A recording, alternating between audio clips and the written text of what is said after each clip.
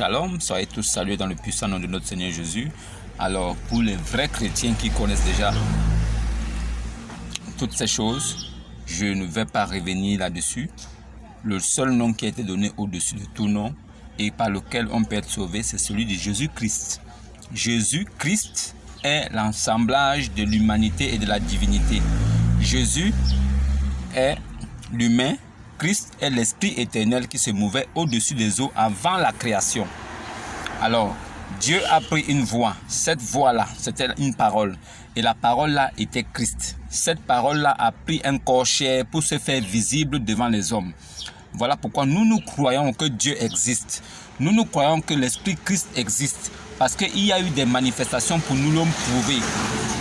Dieu s'est vertué à nous montrer des choses et à se manifester devant nous physiquement pour que nous puissions croire qu'il est vraiment réel. C'est le seul Dieu qui s'est manifesté physiquement dont on peut croire et être sûr qu'on peut être sauvé. C'est le seul Dieu qui est venu mourir sur la croix pour les pécheurs de son peuple et c'est par lui qu'on peut être sauvé. C'est le seul Dieu qui a vaincu la mort. Il nous l'a prouvé parce qu'il a pris les clés du séjour de mort et il détient les clés du séjour de mort entre ses mains. C'est Jésus-Christ qui est le vrai Dieu tout-puissant et la vie éternelle. Celui qui ne croit pas en ça est déjà condamné. Celui qui ne croit pas à ça est déjà mort, tant bien qu'il est vivant. Celui qui ne croit pas en ça est perdu. Bien-aimés, ce soir, j'aimerais parler avec vous de quelque chose. Je sais que beaucoup parmi vous sont allés s'asseoir dans des soi-disant églises, dans des cathédrales, dans des paroisses, aller chauffer les bancs.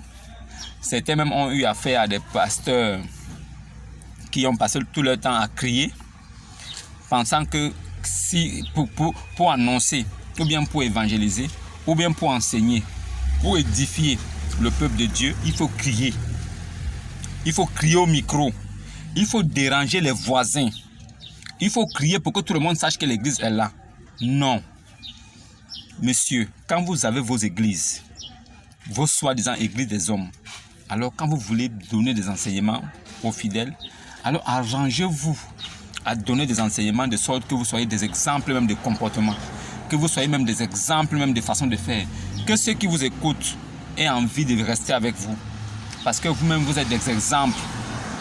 Vous ne pouvez pas causer une nuisance sonore dans un lieu où vous êtes. Vous dérangez les voisins. Les voisins ne vous le disent pas. Mais moi, je vous le dis. Vous dérangez les voisins. Ce n'est pas ce que vous dites qui dérange les voisins. C'est le bruit que vous faites en disant ces choses qui dérangent le voisin. Donc, vous pouvez parler de façon audible, de façon simple. Vous pouvez parler sans crier et les gens vous écoutent. Le plus important, c'est d'édifier. C'est de faire comprendre, c'est de faire passer le message aux fidèles, qu'ils comprennent. C'est de leur expliquer les révélations cachées sous les versets. C'est de leur expliquer ce que Dieu attend d'eux. Et c'est de se comporter comme un enfant de Dieu. Toi-même disant que tu es enfant de Dieu, que tu es homme de Dieu, alors si tu es homme de Dieu, tu dois avoir ce discernement-là qui te permet d'être quelqu'un qu'on peut admirer sans pourtant avoir l'éclat au corps. Tu dois te faire semblable à un homme simple, dépourvu de tout. Tu dois être comme un serviteur. Ça veut dire qu'il ne faut même pas qu'il y ait des regards. Comme ton patron. Ton patron, Jésus, quand il est venu sur la terre, il n'avait ni beauté ni éclat pour attirer les regards. Alors si toi tu es pasteur aujourd'hui et que tu dis que tu viens de Christ, alors tu dois être l'exemple. Tu dois être un exemple. Tu dois être une copie collée de celui qui t'a précédé. Tu dois être une copie collée de la personne que tu représentes aujourd'hui. Ton patron, c'est Jésus-Christ. Alors si tu es son disciple, si tu es son apôtre, alors si tu viens de sa part, tu dois être capable d'être comme lui. Voilà, celui qui vient de la part de Christ fait les choses comme Christ, dit les choses de Christ et est comme Christ. Donc ce n'est pas la peine de crier dans les micros. Vous criez, les fidèles ne comprennent même pas ce que vous dites. Voilà, c'est bien d'abord. Mais frère, toi-même, est-ce que tu t'entends? Ces soi-disant églises de Dieu là, avec ces soi-disant hommes de Dieu, est-ce que vous comprenez pas le désordre qui est installé? Moi tout à l'heure je suis passé là, j'ai vu ça, j'étais scandalisé. Et je n'étais pas le seul. Comment est-ce que tu peux crier comme ça? Tu dis quoi? Qu'est-ce que tu dis? Qu'est-ce que tu racontes au peuple? Tu dis quoi au peuple? Qu'est-ce que tu veux leur dire? Et qu'il faille que tu cries comme ça? C'est quoi?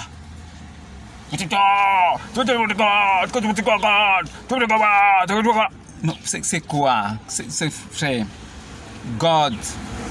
Vraiment God. Faites la volonté de Dieu. Comportez-vous comme des personnes exemplaires dans la société. Soyez des imitateurs de Christ. Tu peux le dire de cette façon et les gens t'écoutent. Les gens vont t'écouter. Tu n'as pas besoin de crier comme ça au micro. Même ce que tu dis même ne sort pas bien. Vous faites des shows. Vous organisez des showcases. Des concerts. Là, vous mettez. Ça veut dire que vous voulez vous mettre en vedette. Il faut qu'on vous voie. Vous n'êtes pas là pour qu'on vous voie. Vous êtes là pour représenter le Christ. Si vous vivez là, c'est Christ qui vit en vous. Alors vous devez parler des choses de Christ avec calme et assurance. Pour que même les plus bruyants, même les personnes les plus dérangées puissent vous comprendre. Essayez de canaliser tout le monde pour que tout le monde puisse comprendre et aller dans la même direction. Quand vous criez comme ça, vous criez un désordre dans vos assemblées. Personne n'écoute ce que vous dites. Le baffle résonne dans les oreilles des gens et vous êtes là. Et il y a des personnes qui sont là, qui ont des bacs plus, qui sont des soi-disant intellectuels, intelligents. Ils sont dans ça, comme dans la sauce, noyés. Il n'y a rien dans la tête. On vous dit la sagesse là, ce n'est pas l'école qui donne ça. Le discernement là, connaître les Écritures là, ce n'est pas l'école qui donne ça. Vous êtes assis à côté d'un fou comme ça qui crie et vous êtes là, vous ne dites pas. Il n'y a même pas quelqu'un parmi vous qui se lever pour dire que toi là, tu cries trop, on ne te comprend pas. Parle doucement et posément, on va t'écouter. Nous sommes venus ce matin là, on a payé nos taxis, on a dépensé de l'argent pour venir s'asseoir sur tes bancs, pour écouter la parole de Dieu. Alors, berce-nous avec cette parole. Parle-nous pour que nous puissions écouter. Ne crie pas comme ça, on ne comprend rien. Nous partirons d'ici sans rien avoir entendu, sans rien avoir compris. Le but c'est de venir apprendre un enseignement et de rentrer. On vient chez toi, tu ne nous donnes rien. On va rentrer les poches vides parce que tu cries. Tout ça, tu cries parce que tu veux seulement que ça soit seulement dans l'émotion, pour que les gens viennent devant déposer l'argent. En fait, ils font ça pour que les gens soient dans l'émotion. Toujours dans l'émotion, pour venir toujours déposer les gens. Oui, il faut s'aimer, il a parlé. Allons s'aimer. N'importe quoi, vous êtes égarés. Je ne saurais même pas comment vous expliquer ces choses. Il est si difficile pour moi de vous faire comprendre la vérité, mais je sais que cette vérité-là va sonder, va creuser vos cœurs et va s'installer.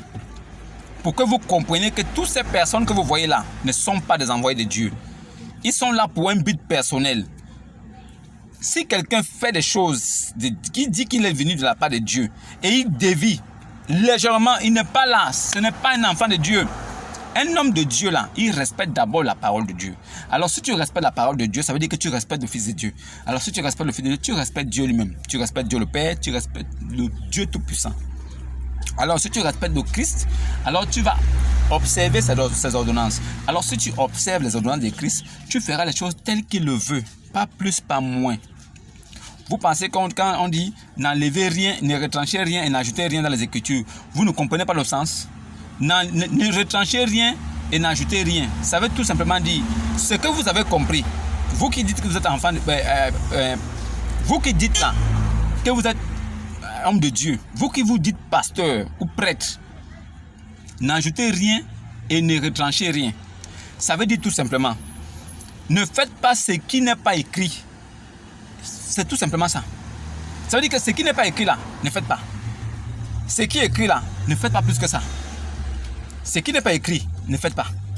Ce qui est écrit là, ne faites pas plus que ça. Ça veut dire que ce qui est écrit, c'est ce que tu fais. Tu te limites là. Tu ne vas pas plus loin. C'est simple. Tu n'ajoutes pas quelque chose dans ce que tu as compris. Ce qui est écrit là, tu n'ajoutes rien et tu ne retranches rien. Tu fais tel que tu as trouvé. C'est un héritage propre. On n'a pas besoin d'ajouter quelque chose.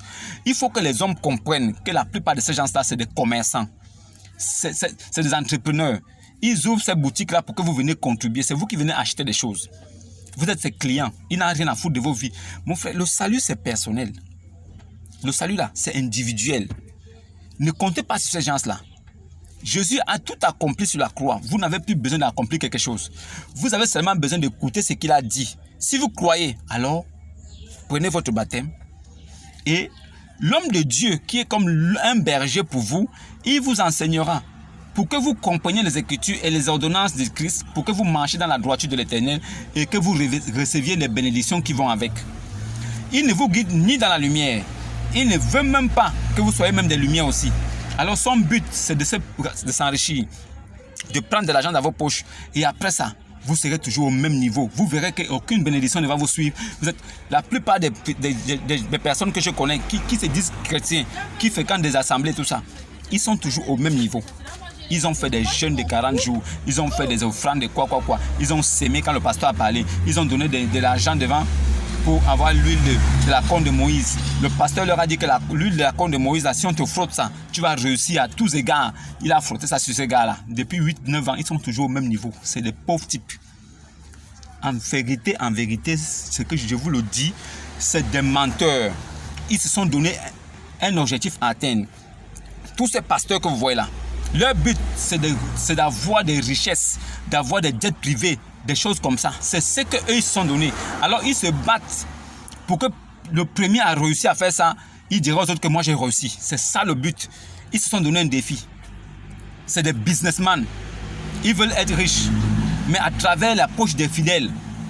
Eux-mêmes, ils ne travaillent pas. Ils disent que non, ils ne doivent pas travailler. Pourquoi? Pourquoi un homme de Dieu ne doit pas travailler? Un homme de Dieu peut travailler. Un homme de Dieu doit travailler. Tant qu'il est apte, il faut qu'il travaille. Pourquoi ils ne travaillent pas? Pourquoi ils ne font rien? Ils ne font rien. Ils n'entreprennent rien. Tout ce qu'ils veulent, c'est prendre votre argent. Ça veut votre argent qui se construit des maisons. Ça veut votre argent qui s'achète des voitures. Ils envoient les enfants à l'étranger. Ça veut votre argent qui font tout. Si vous bloquez, vous ne donnez plus l'argent, vous allez voir comment vous devenez misérable. C'est des misérables et des cupides. Ce qui les intéresse, c'est l'argent. Ils s'en foutent de vous. Comment tu peux venir parler à des grandes personnes, tu cries au micro pendant plus de 45 minutes, tu ne fais que crier. Tu cries quoi? Tout ça, c'est pour mettre le show. Pour mettre le show, pour que les gens viennent déposer l'argent par devant. Il a besoin d'argent, alors il crie comme ça. C'est quoi? Tu es là pour édifier le peuple de Dieu, pour les enseigner. Tu n'es pas là pour crier. Pour crier, on ne comprend même pas ce que tu dis. Vous êtes même quel genre d'envoyé de Dieu? Vous sortez d'où? Des maudits comme ça. Vous pervertissez les Écritures, vous faites ce que vous voulez et les gens vous suivent dans ça. Vous n'êtes même pas des modèles même dans la vie sociale. Comment tu peux mettre les baves pour déranger tout le voisinage? Comment tu peux mettre les baves, tout le voisinage n'arrive pas à respirer parce que tu es en train de crier dans le micro? Tu cries, tu déranges les gens. Tu déranges les gens. Qui t'a dit que la parole de Dieu dérange? C'est toi qui déranges les gens par tes cris, tes hurlements. Tu es devenu fou. Tu es fou. Tu n'instruis pas. Tu n'es même pas un exemple de vie. Comment je vais te suivre? Quand tu ne respectes même pas les petites choses de la terre, la nuisance sonore, tu ne respectes même pas, ça veut dire que la tranquillité des autres. Tu ne respectes même pas la tranquillité des autres.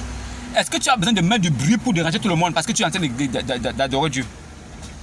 Crois-tu que le moment où toi tu es en train de crier dans ton église, c'est le moment où les autres aussi veulent prier? Ils ont peut-être prié le matin, peut-être qu'ils ont prié à 5 h, d'autres ont prié à 4 h. Toi tu viens crier à 9 h, 10 h pour déranger les gens. Mais il y en a qui vont peut-être prier à 12 h. Donc il ne faudrait pas que ta prière soit un dérangement pour les autres. Ces gens de pasteurs-là, avec les églises, là, sont comme des musulmans. Ils sont pareils. C'est-à-dire que pour prier là, il faut que tout le quartier sache que non, la prière a commencé. Quoi, la prière, c'est quoi? C'est une contrainte. Pour prier là, il faut qu'on te force maintenant. Il faut qu'on te rappelle. Il faut qu'on te rappelle qu'il faut que tu pries. Pourquoi on doit te rappeler? Toi-même dans ton âme et conscience, là, tu es conscient, tu sais que tu dois prier. Est-ce qu'on a besoin de crier ou bien de crier sur le toit pour te rappeler qu'il faut que tu ailles prier? Alors, en ce moment-là, ça ne devient plus une prière. Ça devient maintenant une corvée. C'est-à-dire que tu fais ça de gré. De gré. Et si je ne prie pas, les autres vont dire que je n'ai pas prié. Ils vont commencer à mal me parler. Il faut que j'aille ici prier. C'est comme ça que les musulmans font. Quand vous les voyez nombreux avec les tapis, parmi eux là, il y en a qui sont dépassés. Certains même ne veulent pas prier. Mais comme l'heure de la prière est arrivée et que le Coran là a crié sur le toit là-bas, il faut que tout le monde aille se mettre en rang. Il faut regarder le côté là, il faut faire les gestes. Certains même ont le sommeil aux yeux. L'autre même, il est en train de faire ça devant sa boutique. Quand tu viens comme ça, il connaît que tu es un bon client là. Dès qu'il te voit, en même temps, il est comme ça. C'est-à-dire qu'il ne reste plus en regardant, il ne regarde plus le côté là où il priait. Maintenant, il regarde maintenant ton côté. C'est-à-dire que comme il t'a vu, il ne veut pas que tu partes aussi, parce qu'il sait qu'il va perdre de l'argent. En même temps aussi, il ne veut pas aussi laisser la prière. Mais comme pour te montrer que, attends, Ça veut dire qu'il se retourne vers toi maintenant, après il te fait un geste comme ça. Ça veut dire qu'attends. Ça veut dire qu'il n'est même pas concentré à la prière qu'il fait. Le musulman, il n'est pas concentré à la prière qu'il fait. Mais il fait parce que les autres sont autour de lui. Et s'il ne fait pas, on va dire que lui n'a pas fait. Alors il est obligé de faire. Pour montrer aux gens qui sont autour que lui aussi il est en train de faire. Mais sinon son esprit n'est pas là. Son cœur n'est pas là. Là où est ton cœur, là où aussi est ton esprit. Là où est ton esprit, là où aussi est ta pensée. Là où est ta pensée, là où est ton esprit. Ça veut dire que quelqu'un qui fait quelque chose pendant qu'il pense à autre chose, il ne la fait pas. Voilà, ça, en fait, c'est une façon de montrer aux gens que oui, il est en train de faire. Mais sinon, devant Dieu là, Dieu lui-même sait qu'il est absent. C'est un absent qui est là. Et c'est comme ça que les musulmans font. C'est aussi comme ça que ces gens de pasteurs qui font le bruit au quartier font. C'est-à-dire qu'ils dérangent les autres en pensant qu'il est en train de parler de Dieu. Maintenant, si toi tu lui dis que mon frère, c'est la nuisance sonore, tu nous déranges. Il va te dire non. Quand je parle de Dieu, ça dérange les voisins. Tu es un bâtard, un chien. Ça ne dérange pas les voisins. C'est ton bruit qui dérange les voisins. Personne ne peut, quelqu'un qui est sémant de Dieu ne peut pas refuser la parole de Dieu. Mais si cette parole de Dieu là l'empêche de faire ce qu'il a à faire, alors que lui sait qu'il a prié le matin, toi tu viens crier à 10 h avec les gros baffes devant sa maison, alors tu le déranges. Normalement, il devrait porter plainte contre toi. Parce que tu ne respectes pas les normes. C'est comme toi, tu vas finir ta prière. Alors lui aussi, il prend son boomer, il rentre dans ton église là où tu es, il met ça dans ton oreille. Ça veut dire que pendant que quand tu es en train de parler avec tes fidèles, lui il rentre avec son boomer, il met ça à côté de toi. Et c'est la louange. Tu ne pourras pas supporter. Tu vas dire qu'il te provoque. Mais quand toi tu mets tes baffes et que tu le déranges chez lui, ça ne cause pas un problème. Vous êtes des maudits. Je ne sais pas d'où vous avez pris cet enseignement-là. Je ne sais pas quel esprit de Dieu vous habite, mais ce n'est pas l'esprit de Jésus qui vous habite. Je suis sûr que ce n'est pas Jésus qui vous habite. Parce que je ne pense pas dans la Bible qu'une fois Jésus a dérangé les gens en faisant le bruit quelque part. Je ne pense pas. Jésus parlait de la parole de Dieu. Alors si tu es dérangé parce que la parole de Dieu est prononcée quelque part, à partir de là, c'est un autre problème. Mais quand tu fais le bruit, tu déranges le voisin. Parce que tu mets les baffes à fond et tu ne fais que crier. Il ne faut pas qu'on parle. Parce que si on parle, tu vas dire que non, ta prière dérange. Mon frère, ta prière, quel genre de prière toi tu vas faire aujourd'hui qui va déranger les gens? Quelle nouvelle prière tu vas faire? Tu ne dépasses personne. Moi-même qui suis un simple chrétien, tu ne me dépasses pas. On hérite tous de salut. C'est le même salut pour tout le monde. C'est la même vie éternelle pour tout le monde. Il n'y a pas quelqu'un qui a une mesure plus que l'autre. Il n'y a pas. Sauf celui qui a l'esprit de Dieu qui est destiné à venir parler de Dieu. Lui là, il a une récompense. Mais à partir du salut là, on a tous le même salut. Il n'y a pas quelqu'un qui dépasse l'autre. Tu n'es pas au-dessus de moi. C'est pas possible. Donc ne pense pas que le fait de mettre le bruit et de faire la nuisance au nom de déranger les voisins, quand on va te parler, c'est parce que tu penses que tu es trop un homme de Dieu, qu'on vient te déranger. Non. Mets ton bruit là dans ton église. Et arrange-toi que ça ne puisse pas déranger les voisins. Tu verras que personne ne viendra te voir. Et on va te respecter parce qu'on saura que tu respectes au moins la tranquillité des autres. Quelqu'un qui ne respecte pas la tranquillité des autres, lui là il dit qu'il est homme de Dieu. Il est imbu de sa personne. Tout ce qui l'intéresse c'est lui-même. Et vous êtes assis dans cet endroit-là. Vous dites que vous êtes en train de prier. Vous priez quoi? Quel Dieu? Vous-même les hommes, vous partez prier. Vous êtes incapable de respecter les petits préceptes de la vie comme ça. Les petits préceptes de la vie. Vous ne respectez pas vos mères, vous ne respectez pas votre père. Vous insultez votre maman, vous insultez votre papa. Vous frappez sur votre maman, vous frappez sur votre père. Dans le quartier, vous vous battez. Votre femme même, vous la frappez. Tous les voisins savent que vous la frappez. Vos enfants sont mal élevés parce que vous n'êtes pas à la maison tout le temps. Vous buvez le vin. Le dimanche, vous mettez une belle chemise avec un pantalon, vous partez vous asseoir devant le pasteur. Comme lui ne connaît pas votre vie, vous allez vous faire passer pour quelqu'un de blanchi, quelqu'un de saint, quelqu'un de responsable, un irresponsable qui est assis là. Vous enceintez les femmes dehors, vous êtes incapable de reconnaître les enfants. Pendant que madame à la maison, vous avez des autres femmes dehors. Et quand vous couchez avec elle là-bas, les enfants rentrent, vous ne dites pas à vos femmes que vous avez fait des enfants dehors. Vous venez vous asseoir là comme des saints. Même dans vos églises là, vos soi-disant églises là-bas, les chantres couchent entre eux-mêmes. Un chantre couche, sa soeur chante. Après le dimanche, elle vient se mettre là avec sa jolie robe. Elle commence à parler. Elle chante. Elle chante avec une belle voix. Jésus m'aime. Les gens sont là. Ils s'entrebaisent comme ça dans ces églises-là.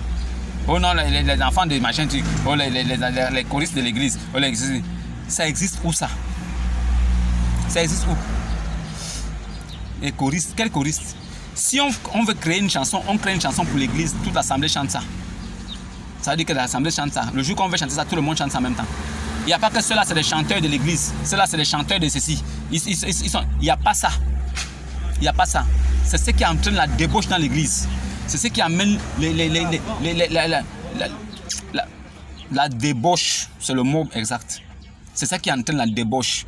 Dans les églises là où il y a des chantes, garçons et filles, ça c'est entre couches, entre filles. Ça crée même des problèmes. Ça veut dire que le pasteur lui-même, il s'occupe de certaines fidèles femmes qui sont là en cachette. Les chantres aussi, eux-mêmes aussi, ils profitent de l'endroit où ils sont attachés aussi. Ils couchent avec certaines chantes femmes. Ça joue comme ça. Et vous dites que c'est Jésus qui est là-bas. Vous pensez que Jésus qui va venir habiter là-bas. Dans votre tête là, vous croyez que lui, il est comme un homme. Vous pouvez le corrompre. Il va venir habiter là-bas.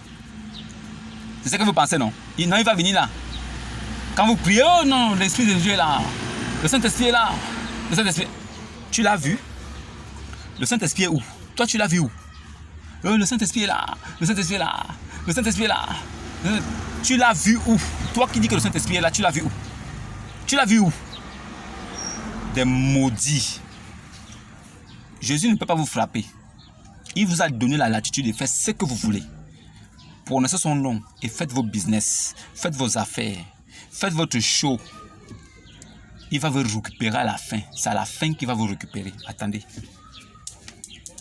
Quand les gens sont morts là, vous mettez paix à son âme. Vous écrivez paix à son âme, vous collez à côté de son tombeau. Dans la folie, vous paix à son âme à côté du tombeau. Si vous n'êtes pas fou, vous ne pouvez pas faire ça. Quelqu'un qui connaît les Écritures, quelqu'un qui maîtrise les Écritures, quelqu'un qui maîtrise bien les Écritures, ne peut pas prendre une photo collée comme ça.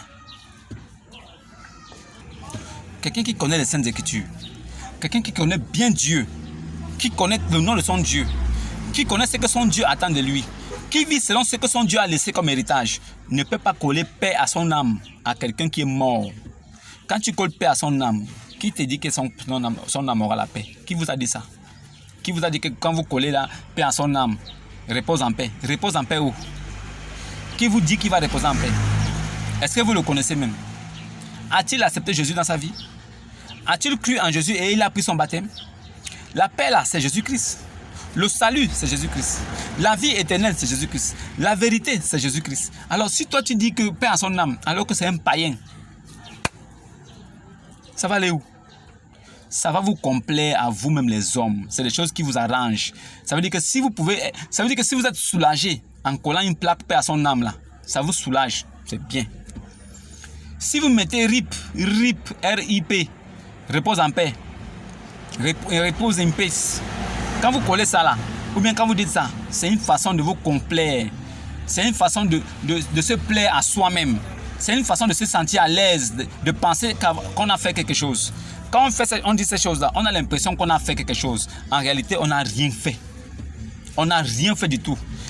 Ta bouche là, ferme-la. Tu ne peux même pas l'ouvrir pour dire que paix à son âme. Paix à son âme, toi tu es qui pour dire paix à son âme? Tu es qui?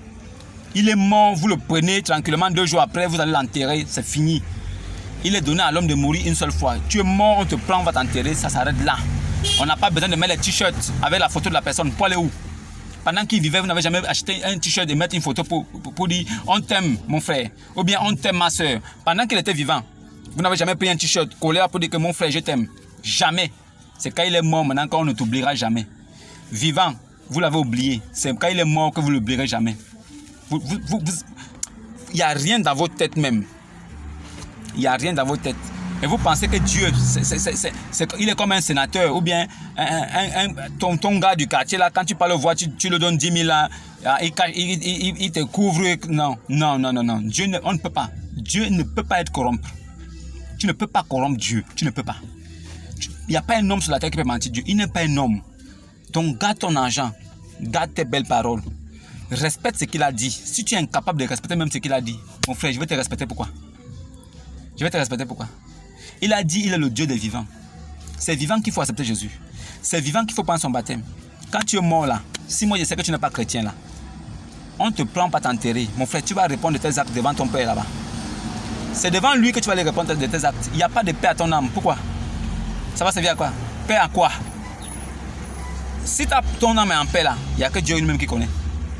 Si ton âme est en paix, il n'y a que Jésus lui-même qui connaît. À part ça, il n'y a pas de paix à ton âme. Tu es mort, c'est la volonté de Dieu. Tu meurs, c'est la volonté de Dieu. Tu meurs, c'est la volonté de Dieu. Il n'y a pas de paix à ton âme.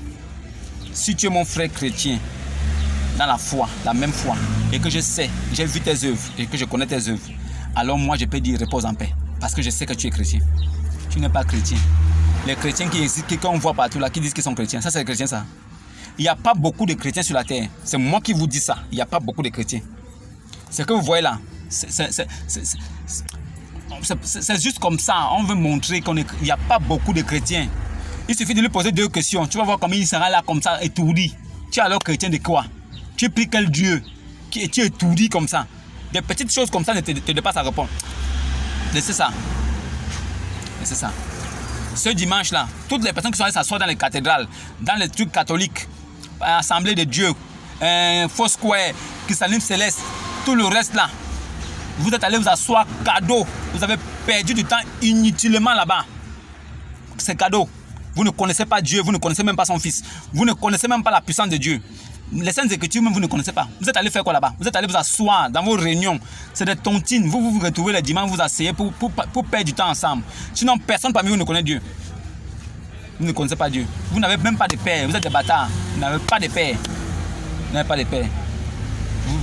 Vous faites honte.